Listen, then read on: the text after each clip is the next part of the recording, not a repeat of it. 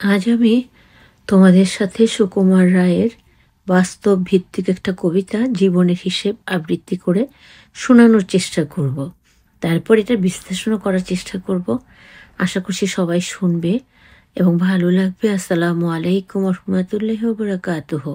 তাহলে আমরা কবিতাটা শুনে নেই। কবিতার নাম জীবনের হিসেব, লিখেছেন সুকুমার রায়। বিদ্যে বোঝাই বাবু মশাই চড়ি শখের বোটে, মাঝিরে কোন বলতে পারি সূর্য কেন ওঠে, চাঁদটা কেন বাড়ে কমে, জোয়ার কেন আসে, বৃদ্ধ মাঝি অবাক হয়ে ফেলিয়ে হাসে। বাবু বলেন, সারা জীবন মল্লিরই তুই খাটি, জ্ঞান বিনা তোর জীবনটা যে চারি আনাই মাটি। খানিক বাদে কহেন বাবু, বল তো দেখি ভেবে, নদীর ধারা কেমনে আসে পাহাড় হতে নেবে, বলতো কেন লবণ পোড়া সাগর ভরা পানি। মাঝি সে কয়, আরে মশাই অত কি আর জানি। বাবু বলেন, এই বয়সে জানিস নাও তাকি, জীবনটা তোর নেহাত খেলো অষ্ট আনাই ফাঁকি। আবার ভেবে কহেন বাবু, বলতো ওরে বুড়ো, কেন এমন নীল দেখা যায় ওই আকাশের চূড়ো, বলতো দেখি সূর্য চাঁদে গ্রহণ লাগে কেন। বৃদ্ধ বলেন, আমায় কেন লজ্জা দিচ্ছেন হেন। বাবু বলেন, বলবো কি আর, বলবো তোরে কিতা, দেখছি এখন জীবনটা তোর 12 আনাই বৃথা। খানিক বাদে ঝড় উঠেছে, ঢেউ উঠেছে ফুলে, বাবু দেখেন নৌকাখানি ডুবলো বুঝি দুলে।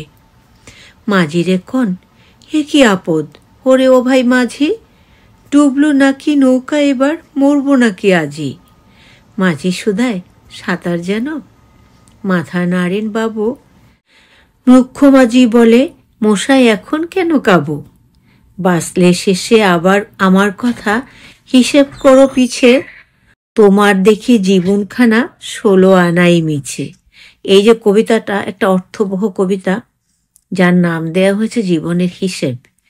মানে আমরা যে জীবনের হিসেবগুলো করি, এই যে এতক্ষণ ধরে, এটা যদিও কবিতা কিন্তু বাস্তবে অনেকে আছেন এরকম দম্ভ করেন। এই যে এখানে যে কথাগুলো বলা হয়েছে সেটা হলো যে মাঝিকে তার কাছে মানুষই মনে হচ্ছিল না।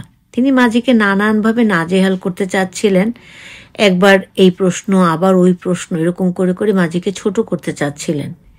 কিন্তু শেষটায় কি হলো, মাঝি বেচারা তো অশিক্ষিত মানুষ, ওরকম কবিয়ানি ভাষা সে তো অতটা বোঝে না।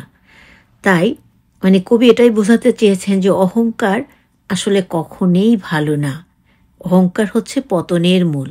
এই যে সুকুমার রায়ের এই কবিতাটি, জীবনের হিসাবে কবিতাটি, মানে বুড়ো বুড়ো করে অস্থির করে ফেলছেন মাঝিকে, বারবারই এটা প্রশ্ন করছেন ওইটা প্রশ্ন করছেন মাঝিকে নাজেহাল করার জন্য।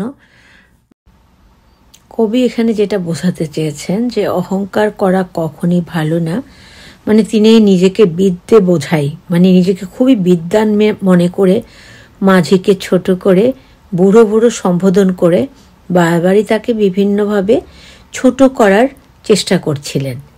কিন্তু শেষটা যেটা হলো, নদীতে সেরকম ঝড় উঠল, আর সেই বিদ্যে বোঝাই লোকটি, মানে যিনি নিজেকে খুব বিদ্যার জাহাজ মনে করতেন, তিনি সাঁতার জানতেন না। তখন তিনি মাঝিকে কি বললেন, কবিতার ভাষায় বললেন, মাঝিরে কন এ কি আপদ, ওরে ও ভাই মাঝি, ডুবলো নাকি নৌকা এবার, মরবো নাকি আজি।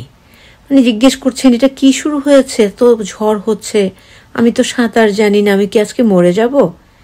তখন মাঝি বলেন, পুরোটা কবিতা জুড়ে তিনি মাঝিকে কখনো বলছেন চারানা, জীবনটা 4 আনা বৃথা, 8 আনা বৃথা, 12 আনাই বৃথা। কিন্তু মুখ্য মাঝি শেষে কি বললেন, অনেক জ্ঞানের কথা বললেন। সেটা কি, মুখ্য মাঝি বলে, মশাই এখন কেন কাবু, বাঁচলে শেষে আমার কথা হিসেব করো পিছে, তোমার দেখি জীবনখানা 16 আনাই মিছে। মাঝি, এই যে মানে অশিক্ষিত মাঝি, শেষের দিকে যখন ঝড় উঠলো, যখন সে ডুবে মরে যাওয়া ভয় করছিল এবং বলছিল মাঝি যে তুমি সাঁতার জানো, তখন ও মাথা নেড়ে বলছিল আমি সাঁতার জানি না। তখন মাঝি আবার তখন একটু বলল যে এখন কেন এই কথা বলো যে সাঁতার জানো না? এতক্ষণ তো বলছিলে আমার 4 আনা 12 আনা 8 আনা 12 আনা মানে পুরো জীবন আমার ফাঁকি। এবার আমি বলতে চাই, ওহে বিদ্যার জাহাজ, তোমার জীবনটা 16 আনাই ফাঁকি। কারণ অহংকার অহংকার জিনিসটা আসলে ভালো না। আমরা সবসময় পড়ালেখাতেও পেয়েছি, নিজেরাও জানি, অহংকার হলো পতনের মূল। অহংকার করা মানুষকে না এ জীবনে মানুষ পছন্দ করেন। এটা যিনি আমাদের সৃষ্টি করেছেন আল্লাহ রাব্বুল আলামিন, তিনি অহংকারী মানুষকে কখনই পছন্দ করেন না। অহংকার দম্ভ মানুষকে নিজেকে অনেক বড় ভাবতে শেখায়, অন্যকে ছোট করে ভাবতে শেখায়। এটাই হলো জীবনের হিসেব কবিতার মূল সারমর্ম। জানি সবাই বোঝো, তবু আর কি যে চিন্তা করলাম যে কবিতাটা যখন আবৃত্তি করার চেষ্টাই করলাম, একটু বুঝিয়ে দেওয়ারও চেষ্টা করি আমার সামান্য যুক্তি বুদ্ধি দিয়ে। ভালো থাকবে সবাই, আমাদের জন্য দোয়া করবে। এখানে জানো তো অনেক শীত পড়ে গেছে, অনেক শীত, আজকে প্রচণ্ড রকম শীত। আসসালামু আলাইকুম রহমতুল্লাহ বারাকাতুহু। আল্লাহ হাফেজ।